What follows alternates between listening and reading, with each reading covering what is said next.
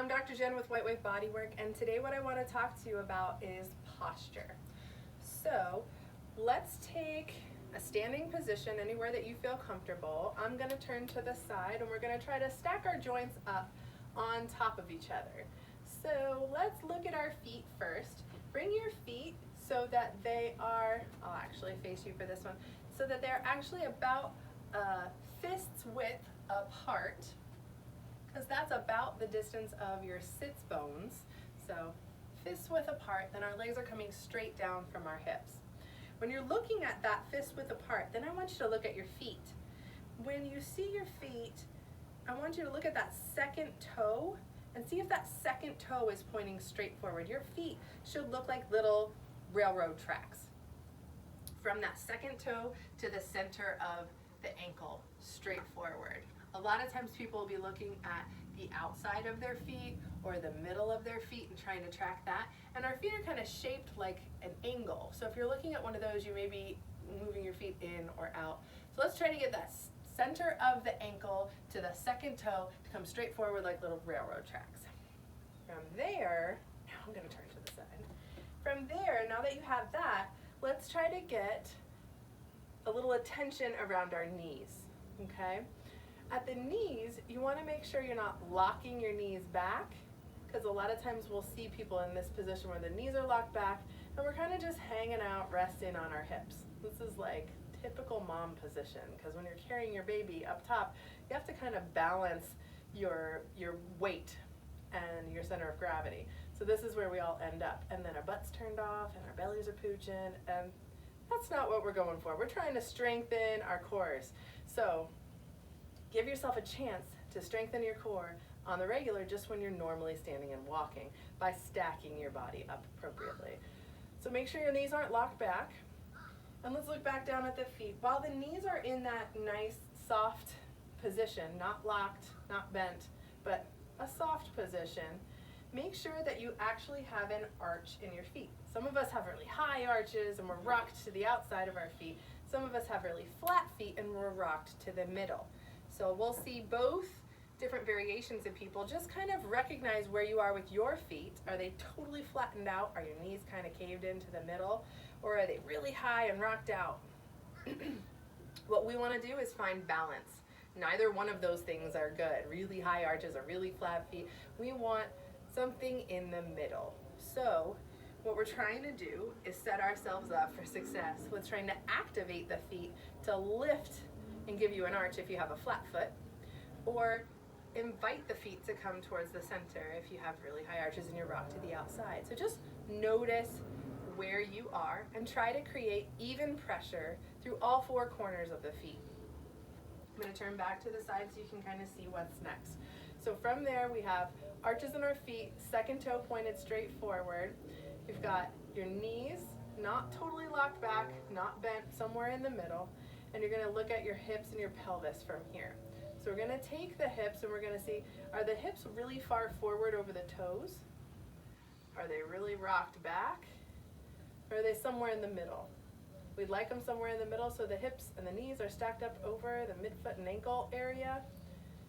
And then the next thing we want to look at is, what is the pelvis doing? Are we tucked back this way so our back is really flat?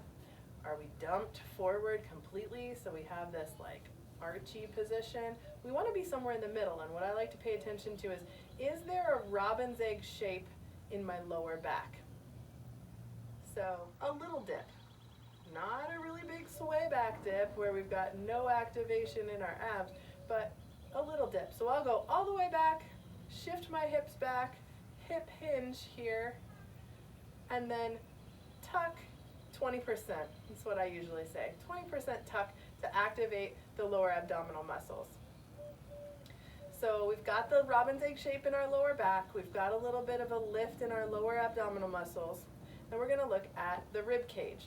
So the pelvis is like a bowl, and the rib cage is like an upside down bowl. You want the rib cage to stack up on top of your pelvis like those two things are matching. They're matching each other because that creates a pressure system. That matching creates a pressure system. And when you have a pressure system, then your abdominal muscles always have a chance to work during regular normal life. And we want to have life be exercise, and exercise be life. So you always have a chance to build your abdominal muscles if you're aware of where your position is while you're doing things in normal daily life. So back to the stacking.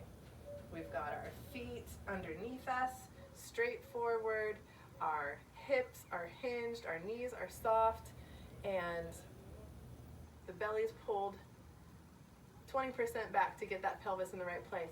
Now take your rib cage and think, can I pull my front tips of my ribs back so that it's stacked up over my pelvis? Because most of the time what you'll see is this escaping forward. It's not in everybody, but it is a common thing where our front ribs are escaping forward. So just kind of notice where you're at. Again, everybody's a little different. So if you're already tucked back, okay. But notice where that is. Now, I'm going to add the neck piece to it, and you'll see how connected those two things are. So when I ask my neck to come back so my ears are over my shoulders, it's like it always wants to make my rib cage escape. So I'm going to check my neck, and I'm going to say, if I can get my ears back over my shoulders, then can I come back to my ribs and invite them to tuck back down? Because that is where a lot of us get really stuck. Our thoracic spine gets a little stuck in this rounded position, thoracic spine being here, gets stuck in this rounded position, and then when that's happening, it's hard for us to lengthen up the front from our sternum. So if I ask my throat to come back over my shoulders, my ears to come back over my shoulders, then my rib cage wants to come with it because I'm taking the upper piece of my spine and pulling it back. So we're trying to create length here in our sternum to get out of this hunched forward position where we're all typing and driving, where we kind of like live in our daily life if we don't have that awareness. So mountain pose in yoga is a way to stack yourself up while you're thinking about those things. That's how we in yoga practice that posture and coming back to that place of balance. You'll see it in a yoga class all through things where you're coming back to the front of your mat. You're getting a chance to just be in that stacked up place and be balanced.